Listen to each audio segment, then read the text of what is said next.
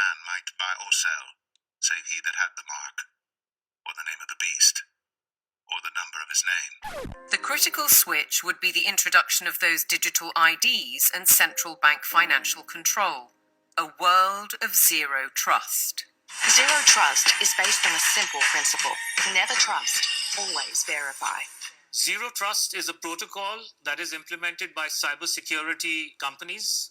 And what it really means is we don't trust you, and you have to prove who you are all the time, 24/7. So think of it as going from a world of implicit allow to default deny.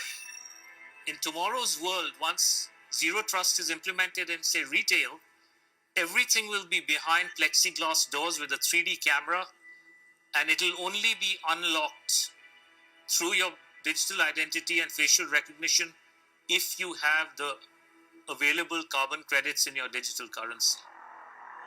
If you've reached the limit of your allowance, it could be access denied. This would apply to fuel, to travel, to meat and dairy products, to clothes and other consumer goods.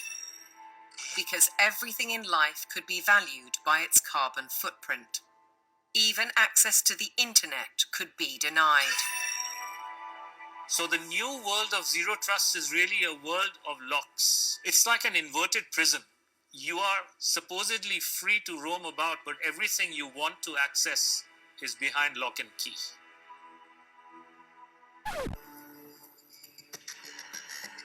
One man who knows the dangers only too well is Aman Jabi, who was at the forefront of digital development in Silicon Valley, California, for 25 years. He left when he recognized the dark side of surveillance technology, choosing instead the peace and beauty of Montana. He's an expert in facial recognition. It's a technique that is used to uniquely identify the biometrics of any face. So, in a device like your smartphone, and most modern smartphones in the last 5 or 7 years, they have a 3D camera module in the front of the phone which you cannot see. Within that module is a near-infrared projector which projects tens of thousands of dots on your face.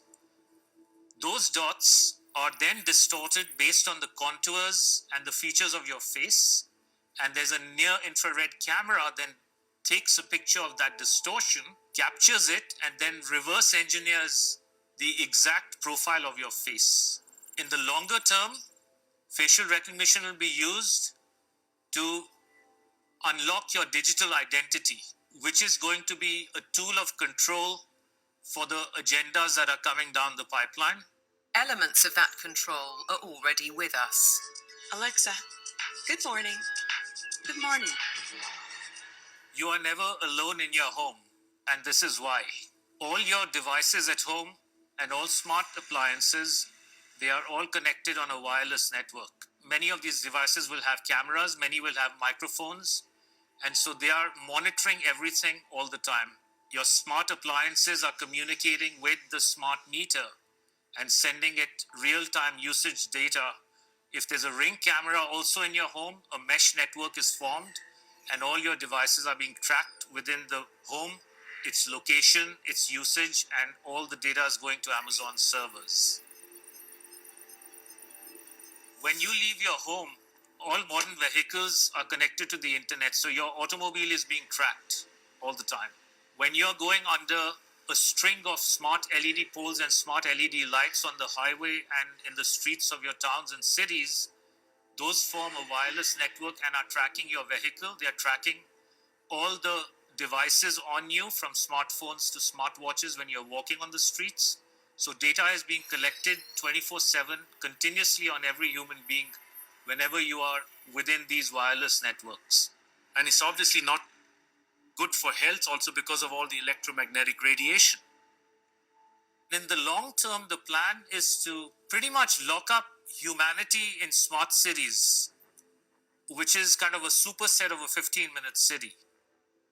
They've sold all the state and local governments and countries that smart cities are about sustainability and the good of the city. But in reality, the language from the UN and WEF and their white papers is all inverted. So, pair monitoring is really about limiting mobility and no car ownership. Right? Surveillance, control via LED grid is why the smart lighting is there. Water management is about water rationing, noise pollution is about street surveillance, traffic monitoring is about limiting mobility, and then, of course, energy conservation is all about rationing heat, electricity, and gasoline. Another concept one should be familiar with is called geofencing, and think of it as an invisible fence around you where you cannot go beyond a certain point, and that will be related to your face recognition, digital identity, and access control. Your smart contracts, software can turn off your digital currency beyond a certain point from your house. Our world has been turned into a digital panopticon. That means you can be monitored, analyzed, managed, and monetized. Surveillance capitalists are already making billions of dollars selling our information to big corporations, because this kind of detailed knowledge enables them to predict and influence our behavior.